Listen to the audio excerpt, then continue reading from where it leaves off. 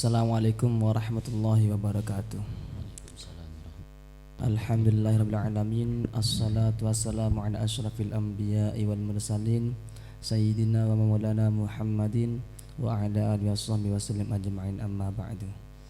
Alhamdulillah, selamat berjumpa kembali bersama kami di channel Darul Hikmah TV dalam acara podcast yang diusung oleh Forum Kajian Ilmiah Pondok Pesantren Darul Hikmah. Jadi pada kesempatan kali ini kami akan membahas tentang bagaimana memahami peristiwa Isra Mi'raj, perspektif Al-Quran dan hadis. Alhamdulillah, di tengah-tengah kita ini sudah kedatangan narasumber atau pemateri, yakni Bapak Ustadz Mufaizin MPDI. Baiklah, untuk lebih mengefisiensi waktu, untuk menyekat waktu, mungkin kami akan memberi kesempatan kepada Bapak narasumber tentang mengurai atau memberi ulasan tentang peristiwa Isra Mi'raj.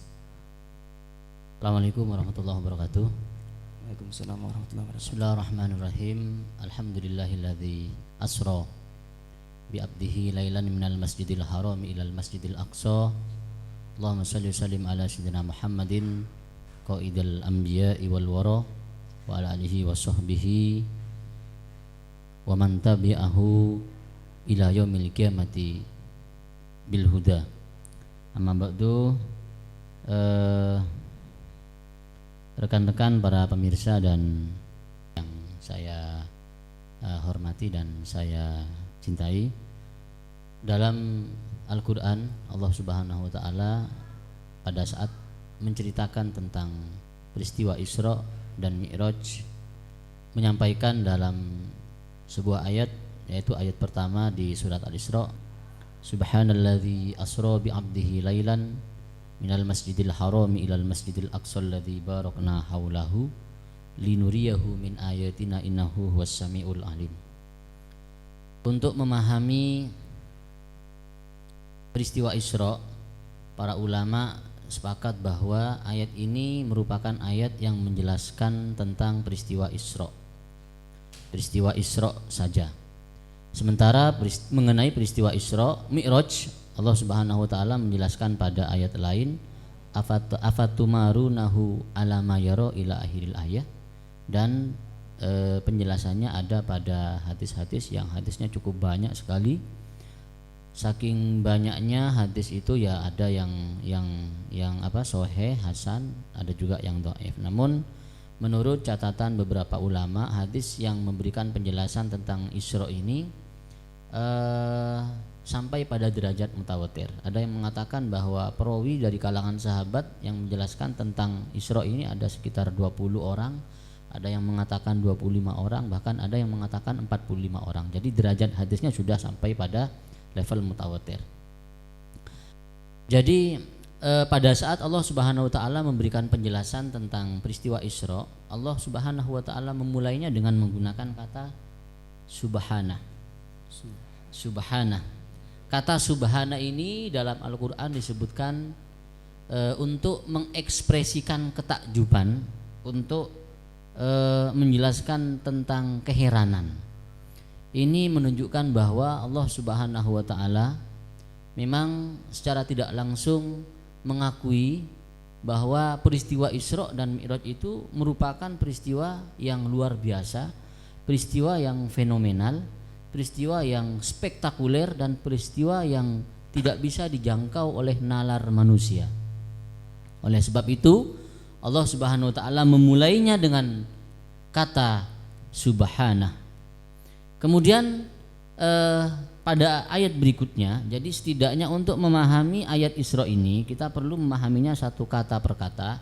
Kalau dihitung dalam ayat Isra ini ada 9 kata. Yang pertama kata subhana itu sendiri, kemudian kata asra, yang ketiga kata bi'abdihi, yang keempat kata lailan, yang kelima minal masjidil haram, yang keenam ilal masjidil aqsa, yang ketujuh alladzi barakna haulahu, yang kedelapan linuriyahu min ayatina, dan yang kesembilan innahu huwas samiul alim.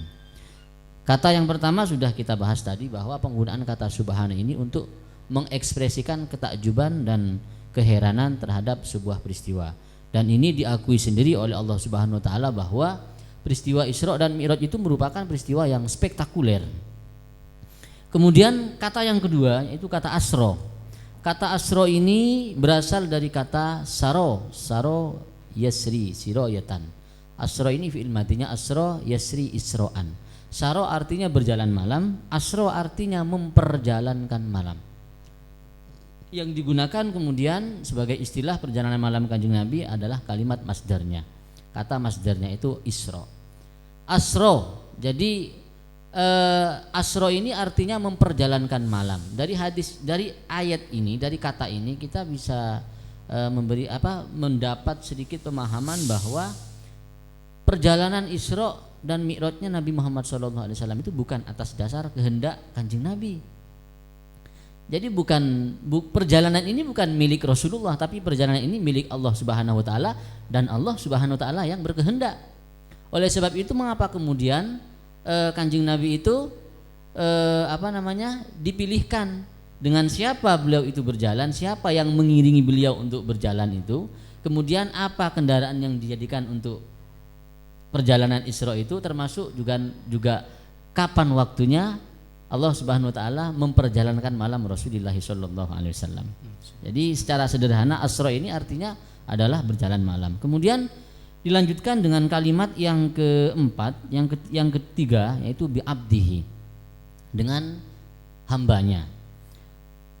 Jadi penggunaan kata abdihi dalam ayat ini, kenapa Allah Subhanahu wa taala menggunakan kalimat abdun atau abdihi, hamba, sementara Rasul Muhammad SAW itu memiliki banyak julukan. Kenapa kok tidak dipanggil dengan kata birasulihi atau bihabibihi atau binabiyihi? Jadi menurut para ulama, penggunaan kata biabdihi ini ditinjau dari dua aspek. Yang pertama dari aspek Rasulullah SAW itu sendiri, kemudian yang kedua dari aspek umatnya. Yang pertama ditinjau dari aspek diri Rasulullah SAW itu, yaitu ihtisasuhu bil ubudiyah. Jadi Allah Subhanahu wa taala dalam ayat ini menyebut Rasulullah itu dengan sebutan abdun atau hamba. Ini sepintas memang seolah-olah tidak ada istimewanya jika hanya penyebutannya dengan menggunakan abdun. Kesannya memang lebih istimewa disebut dengan gelar dan pangkatnya Kanjeng Nabi, rasulihi atau nabihi atau habibihi. Perlu diketahui bahwa Kanjeng Nabi itu pernah suatu ketika ditanya oleh Allah Subhanahu wa taala, Muhammad, bima syarraftu laka. Muhammad, dengan apa aku memuliakanmu? Kanjeng Nabi menjawab, binisbati ilaika bil ubudiyah, sebab kau telah menisbahkan aku dengan gelar ubudiyah. Jadi penghambaan, hamba, gelar hamba itu gelar hamba yang melekat pada diri Rasulullah SAW ini diakui langsung oleh Allah Subhanahu wa taala. Berbeda dengan kita hamba Allah, dari hamba Allah. Pengakuan kita sebagai hamba ini kan dari kita sendiri. Sementara Kanjeng Nabi itu diakui sebagai hamba oleh Allah Subhanahu wa taala. Sama halnya dengan orang yang mengatakan saya kenal presiden, saya kenal pejabat ini. Ini tidak ada istimewanya dibanding dengan presiden kenal kamu, pejabat ini kenal kamu. Atau perumpamaan lain, misalkan saya mencintai dia, saya menyukai dia, saya simpatik kepada dia, dengan dia simpatik pada kamu, dia cinta pada kamu, dia suka sama kamu. Jadi ada patah Arab yang mengatakan laisa sya'nuh antakuna fi laisa sya'nuh antak ayyakunal mar'u fi qalbika. Tidaklah istimewa ketika misalkan ada seseorang dalam hati kamu mencintai seseorang. Jadi yang istimewa itu adalah walakinna sya'nuh antakuna fi qalbil mar'i. Yang istimewa itu kalau kamu dicintai oleh orang lain, kalau kamu berada dalam hati orang lain. Sama dengan permasalahan ini. Kanjeng Nabi itu kehambaannya diakui oleh Allah Subhanahu wa taala sendiri. Sementara kita kehambaannya yang ngaku-ngaku. Hamba Allah, wahai ampuni hamba wahai Tuhanku. Kemudian Yang kedua, pemahaman yang ditinjau dari aspek umatnya Kanjeng Nabi bahwa penggunaan kata abdi ini sebetulnya karena saking besarnya kasih sayang Allah Subhanahu wa taala kepada umat Muhammad. Jadi penyebutan kata abdi ini menunjukkan bahwa Kanjeng Nabi itu adalah apa? Hambanya Allah, bukan anaknya. Jadi ini menunjukkan bahwa betapa besarnya kasih sayang Allah terhadap umatnya Kanjeng Nabi. Sehingga beliau disebutkan dengan kata abdihi. Nantinya umat Muhammad itu tidak tersesat sebagaimana yang terjadi pada kaum Nasrani. Jadi naiknya Rasulullah, peristiwa Isra dan Mi'rajnya Rasulullah itu tidak lantas kemudian dikesankan oleh umatnya Kanjeng Nabi itu adalah anak Tuhan. Tidak seperti orang Nasrani. Karena Nabi Isa diangkat ke atas langit, maka mereka berasumsi bahwa menganggap bahkan meyakini bahwa Isa itu adalah anak Tuhan. Jadi penggunaan kata abdi ini untuk menegaskan bahwa Muhammad itu adalah hambanya Allah, bukan anaknya. Kemudian yang keempat, kata yang keempat adalah kata lailan, pada waktu malam hari. Sebetulnya dari kata asra ini kita sudah bisa memahami bahwa peristiwa Isra itu terjadinya pada malam hari. Lalu kenapa kemudian kok masih disebutkan lagi dengan kata lailan? Ini faedahnya menurut para ulama ahli tafsir, diantaranya tafsir Hozin, tafsir Jalalain dan tafsir-tafsir yang lain, bahwa faedahnya litakid, untuk mengukuhkan bahwa peristiwa Isra dan Mi'raj itu betul-betul terjadi pada malam hari. Kemudian penyebutan dengan menggunakan kata lailan yang berbentuk isim nakiro ini menunjukkan taklilu muddatil Isra, bahwa peristiwa Isra dan Mi'raj itu terjadi dalam waktu yang sangat singkat sekali. Sangat singkat sekali. Jadi peristiwa Isra dan Mi'raj itu menurut salah satu riwayat yang diceritakan oleh Ummu Hani, beliau itu pada saat tidur di tempat di rumahnya Ummu Hani, kemudian beliau pergi Isra dan Mi'raj, sekembalinya lagi ke tempat itu, tempat yang ditiduri oleh Kanjeng Nabi itu masih hangat. Ini menunjukkan bahwa peristiwa Isra dan Mi'raj itu terjadinya luar biasa, sangat singkat sekali. Kemudian kata yang kelima yaitu minal masjidil haram, dari Masjidil Haram. Penyebutan kata ini mengindikasikan bahwa awal start dari perjalanan Kanjeng Nabi itu adalah mulai dari Masjidil Haram. Dan kata yang keenam ilal Masjidil Aqsa, ke Masjidil Aqsa. Kenapa disebut dengan Masjidil Aqsa? Masjidil Aqsa itu artinya masjid yang jauh. Semua ulama sepakat bahwa yang dimaksud dengan Masjidil Aqsa di sini adalah Baitul Maqdis yang ada di Yerusalem, Palestina.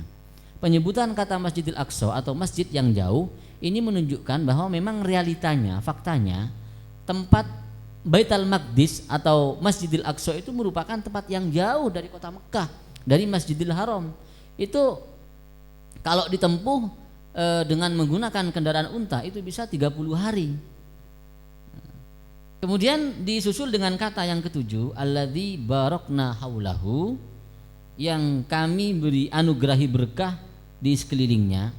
Jadi menyikapi ayat ini, salah seorang ahli tafsir di abad kontemporer yang oleh sebagian ulama sempat dijuluki sebagai mujaddid abad 20, yaitu Syekh Mutawalli Asy-Sya'rawi, memberikan dua penafsiran kata barokah dalam kata barokna.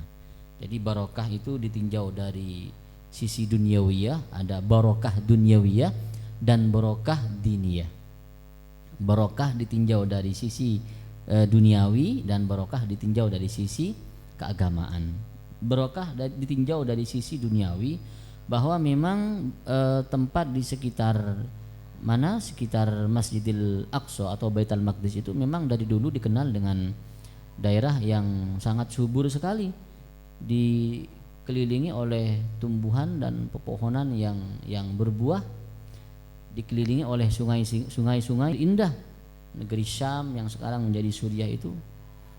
Jadi barokah duniawi itu yaitu, dan ini barokah ini tidak hanya dinikmati oleh umat Islam, tapi juga dinikmati oleh orang non muslim. Kemudian barokah yang kedua adalah barokah diniyah, yaitu barokah ditinjau dari aspek keagamaan. Apa maksud dari barokah diniyah ini? Maksudnya adalah bahwa memang Baitul Maqdis itu menjadi tempat yang diberkahi karena menurut bahasa tafsirnya tafsir Khazin, dan tafsir Mafatihul Ghaib, Baitul Maqdis itu adalah mukirul anbiya, tempat berdiamnya para nabi. Sebagian besar para nabi itu tinggal di sana, lahir di sana, bahkan dimakamkan di sana, seperti Nabi Daud dan Sulaiman itu dimakamkan di Baitul Maqdis. Kemudian belum lagi turun naiknya malaikat. Tempat itu, Baitul Maqdis itu menjadi tempat turun naiknya malaikat menyampaikan wahyu kepada nabi-nabi sebelum Nabi Muhammad SAW.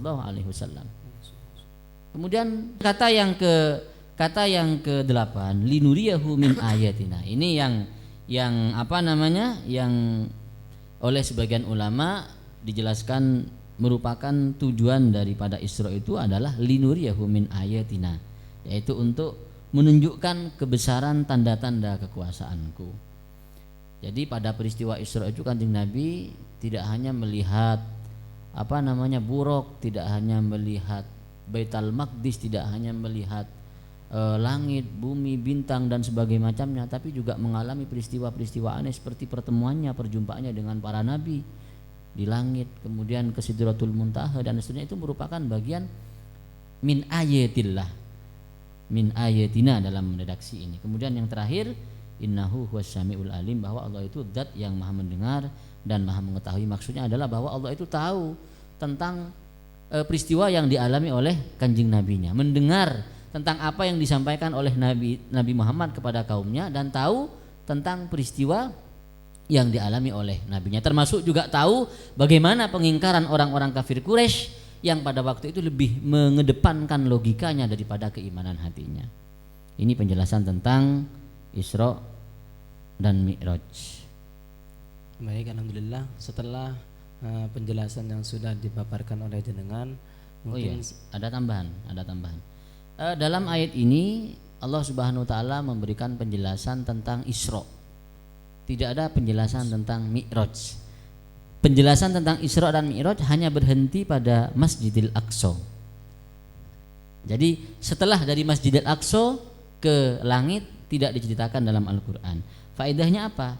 Faedahnya menurut Imam Alauddin Al-Khazin dalam tafsirnya, bahwa zahirul ayat yadullu ala anal Isra kana ila Baitul Maqdis. Ayat ini secara zahir lahiriahnya menunjukkan bahwa Isra dan Mi'raj itu hanya terjadi, Isra itu hanya pada sampai Baitul Maqdis. Sementara wal ahadits shahihah, hadis-hadis yang sahih itu tadullu ala annahu araju bi ila sama. Beliau dijelaskan bahwa beliau itu naik ke langit. Fakaifal jam'u bainad dalilaini, bagaimana mengkompromikan dua dalil ini, yang ayat ini hanya menjelaskan Isra saja sampai pada Baitul Maqdis, sementara di hadis menjelaskan tentang naiknya Kanjeng Nabi Muhammad SAW ke langit. Qultu, pengarang tafsir Hasan ini berkata, qad kanal Isra ala dhuhril buraq ilal Masjidil Aqsa. Memang benar bahwasanya Isra itu Kanjeng Nabi mengendarai buraq hanya sampai pada Masjidil Aqsa. Wa minhu, dan dari Masjidil Aqsa, dari Baitul Maqdis pula, kana urujuhu ila sama, perjalanan Kanjeng Nabi menaiki langit itu dimulai. Wa faidatu dzikril Masjidil Aqsa, faedahnya kenapa yang disebutkan hanya pada Masjidil Aqsa fakot saja, sementara perjalanan Kanjeng Nabi ke langitnya itu kok tidak dijelaskan dalam ayat ini, dalam ayat Al-Qur'an, annahu sallallahu alaihi wasallam, bahwasanya Kanjeng Nabi itu lau ahbaru bisu'udu ila sama, seandainya Kanjeng Nabi itu lebih dulu mengabarkan naiknya ke langit, awalan lebih dulu, lastadda ingkaruhum lidzalika, maka orang kafir akan semakin mengingkari peristiwa itu. Bagaimana tidak?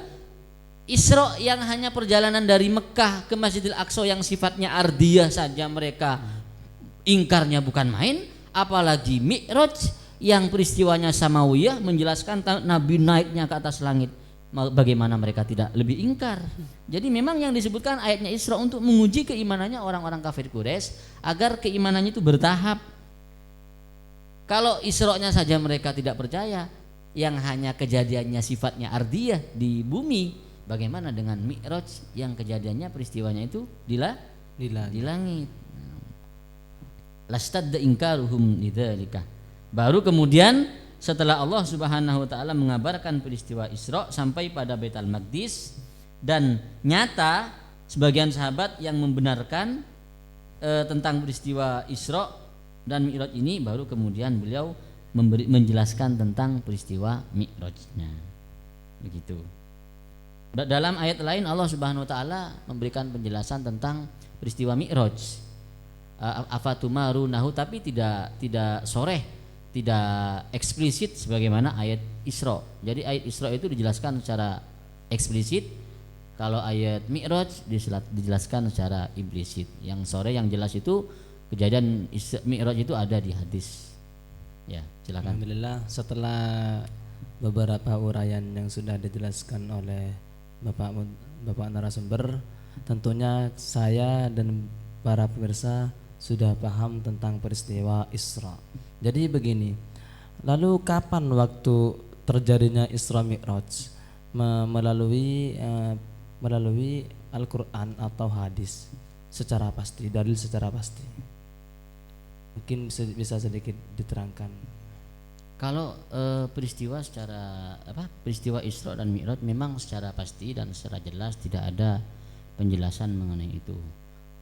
Para ulama berbeda pendapat dalam menyikapi peristiwa Isra dan Mi'raj ini kapan terjadinya. Kalau yang jelas malam hari, ya, bahwa kejadian itu terjadi malam hari, ya, jelas. Mengenai waktu kapan terjadinya itu, ini ulama berbeda pendapat. Perbedaan pendapat mengenai waktu terjadinya Isra dan Mi'raj itu dikutip oleh Imam Ibnu Hajar Al-Asqalani dalam kitabnya Fathul Bari ala Syarhil Bukhari, bahwa ada kurang lebih 10 pendapat mengenai perbedaan peristiwa Isra dan Mi'raj itu. Ada yang mengatakan Isra dan Mi'raj itu terjadi pada bulan Ramadan, ada yang mengatakan terjadi pada bulan Rabiul Awal, ada juga yang mengatakan terjadi pada bulan Rajab tanggal 27. Inilah pendapat yang dipilih oleh ulama Indonesia yang selanjutnya kemudian dijadikan sebagai hari besar Islam dan ditetapkan oleh pemerintah sebagai hari libur nasional. Pendapat mengenai tanggal 27 bulan Rajab itu dikuatkan oleh Imam Nawawi kitabnya Ar-Raudhah. Kemudian tentang kejadiannya itu apakah setelah dan sebelum hijrah, itu mayoritas hampir semuanya mengatakan bahwa peristiwa Isra dan Mi'raj itu terjadi qoblal hijrah. Lalu bagaimana tentang hukumnya orang yang mengingkari peristiwa Isra Mi'raj? Maksudnya tidak percaya Isra dan Mi'raj. Ya, tidak mengimani. Menganggap Isra dan Mi'raj itu hanya dongeng belaka, dongeng gitu ya? belaka. Mengenai pertanyaan ini, apakah bagaimana hukum dari mengingkari peristiwa Isra dan Mi'raj? Hukum mengingkari daripada Isra dan Mi'raj ini dipilah menjadi dua. Peristiwa ini kan ada Isra, ada Mi'raj. Untuk Isra, karena ini dijelaskan dalam Al-Quran secara eksplisit, secara soreh, maka mengingkarinya ulama mengatakan sampai pada tahap kekufuran. Artinya kalau sampai mengingkari Isra, murtad, ulama mengatakan kufur. Karena dilalahnya lafaz surat subhanalladzi asra itu dilalahnya qot'i. Jadi ada qot'iul wurud, ada dhanniyul wurud. Jadi Al-Qur'an itu secara pasti turunnya sudah pasti dari Allah Subhanahu wa taala. Semua Al-Qur'an itu qot'iul wurud. Tapi lafaz yang terkandung, dilalah yang terkandung, petunjuk yang terkandung dari pemahaman ayat Al-Qur'an itu belum tentu qot'i. Ada yang qot'iyud dilalah, ada yang dhanniyud dilalah. Jadi ayat yang menjelaskan tentang peristiwa Isra ini adalah qot'iyud dilalah, dilalahnya qot'i. Oleh sebab itu kemudian para ulama Ahlussunnah wal Jamaah menyatakan bahwa orang yang tidak percaya pada peristiwa Isra ini kafir, dihukumi kafir. Berikutnya untuk yang Mi'raj, karena penyebutannya dalam Al-Quran itu secara implisit tidak soreh sebagaimana ayat yang menjelaskan tentang Mi'raj, maka para ulama tidak sampai menghukumi kafir. Seperti itu. Alhamdulillah, setelah dari beberapa uraian yang sudah dipaparkan jenengan, saya rasa saya pada khususnya dan kepada para pemirsa sudah paham tentang apa itu Isra Mi'raj dan bagaimana hukum-hukum orang yang mengingkari peristiwa Isra Mi'raj tersebut. Lalu Saya di sini sedikit bertanya tentang mengapa Isra Mi'raj itu terjadi. Untuk apa gitu ya? Iya. Apa tujuannya Allah Subhanahu wa taala itu mengisrakan Nabi Muhammad sallallahu alaihi wasallam? Jadi sebagaimana uraian tadi yang sudah saya sampaikan, dari ayat itu sebetulnya tujuan dari Isra itu sudah dijelaskan oleh Allah Subhanahu wa taala sendiri, yaitu linuriyahu min ayatina. Jadi Allah Subhanahu wa taala mengisrakan Kanjeng Nabi itu dalam rangka untuk memperlihatkan kepada Rasul Muhammad sallallahu alaihi wasallam tentang kebesaran-kebesaran dari tanda-tanda kekuasaan Allah Subhanahu wa taala. Itu yang pertama. Kemudian sebagian ulama juga menyatakan alasan dari kronologis dari terjadinya peristiwa Isra ini yang kedua, selain linuriyahu min ayatina, yang kedua adalah untuk menghibur Rasulullah sallallahu alaihi wasallam. Karena pada saat itu, pada tahun di mana Kanjeng Nabi diisrakan itu dikatakan sebagai amul huzni, tahun kesedihan. Bagaimana tidak dikatakan sebagai tahun kesedihan? Wong pada waktu itu Kanjeng Nabi ditinggal wafat oleh istrinya tercinta Khadijah radhiyallahu anha. Belum beberapa lama, belum kering kesedihan dan air mata beliau ditinggal oleh istrinya. Beliau kemudian ditinggal oleh pamandanya Abi Thalib. Maka pada saat itu orang-orang yang sebelumnya sungkan mengganggu dakwahnya Kanjeng Nabi karena di-backing oleh Abi Thalib dan didukung oleh istrinya Siti Khadijah yang pada waktu itu cukup terpandang di kalangan orang-orang Quraisy, beliau akhirnya berduka, bersedih. Oleh sebab demikian Allah Subhanahu wa taala membawa Rasulullah sallallahu alaihi wasallam untuk bahasanya orang sekarang rekreasi. Untuk rekreasi ke rihlah alam semesta. Rekreasi ke alam semesta, tidak tanggung-tanggung. Kalau kita kan rekreasinya ke Bali, ke Malang. Kanjeng Nabi langsung ke lintas alam. Langsung ke alam semesta. Itu yang kedua. Kemudian yang ketiga, ada keterangan dalam kitab Durratun Nasihin ya, walaupun ini riwayatnya juga perlu di cross check kembali. Itu di kitab Durratun Nasihin itu dijelaskan bahwa kenapa terjadi Isra dan Mi'raj, karena langit dan bumi itu saling berdebat. Antar satu dengan yang lain itu saling mengunggulkan diri. Bumi mengunggulkan dirinya karena di bumi itu ada negeri. Ada Prancis dengan menara Eiffelnya, ada Mekah dengan Ka'bahnya, ada India dengan Taj Mahalnya, ada Italia dengan menara Pisanya, dan seterusnya. Kemudian di langit itu, di bumi itu ada pantai, ada sungai, ada pepohonan yang indah, ada gunung-gunung yang indah. Nah, mendengar sikap dari bumi yang meninggikan dirinya, mengunggulkan dirinya dengan kelebihan-kelebihan yang dimaksudkan tadi itu, kemudian langit berujar menanggapi bahwa saya lebih patut berbangga daripada kamu. Kenapa? Karena di langit ini ada bintang, ada bulan, ada matahari yang menjadi sumber kehidupan orang-orang yang ada di bumi.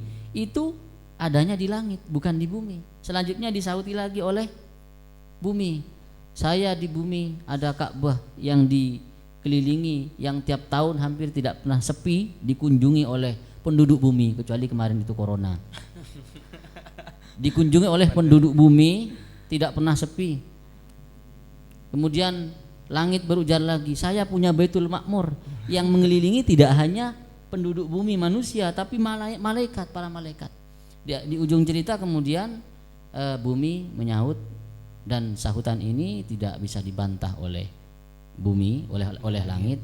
Dia mengatakan bahwa di bumi, di tanah bumi, di tanahku itu ada jasadnya Rasulullah sallallahu alaihi wasallam. Beliau menyebarkan syariatnya di bumi, hidup di bumi, dan dilahirkan di bumi. Lah, ketika mendengar pernyataan terakhir dari bumi ini, langit kemudian bersedih, berduka, dan mengadukan kesedihannya kepada Allah Subhanahu wa taala seraya bermunajat, ya Allah, walaupun Engkau tidak menakdirkan Muhammad untuk tinggal di langit, sudilah kiranya Engkau walaupun satu kali Muhammad itu untuk singgah ke langit. Dalam rangka mengabulkan permohonan dari langit ini, Allah Subhanahu wa taala kemudian mengisrokan Nabi Muhammad, mengisro dan memi'rajkan Nabi Muhammad sallallahu alaihi wasallam. Jadi alasan terjadinya Isra itu kalau disimpulkan ada 3. Yang pertama linuriyahu min ayatina, kemudian yang kedua untuk menghibur Rasulullah yang pada waktu itu beliau sangat sedih, amul huzni katanya tadi. Dan yang ketiga karena ihtijajul ardi bisama, perdebatan langit dan bumi. Begitu. Alhamdulillah, dari beberapa uraian yang sudah dipaparkan oleh Bapak narasumber, kiranya saya dan para pemirsa sudah paham betul tentang peristiwa Isra Mi'raj, perspektif Al-Quran dan hadis. Mungkin pada kesempatan kali ini cukup sekian. Kurang lebihnya dari saya pribadi mohon maaf sebesar-besarnya apabila ada kesalahan kata atau sikap yang kurang sopan. Wabillahi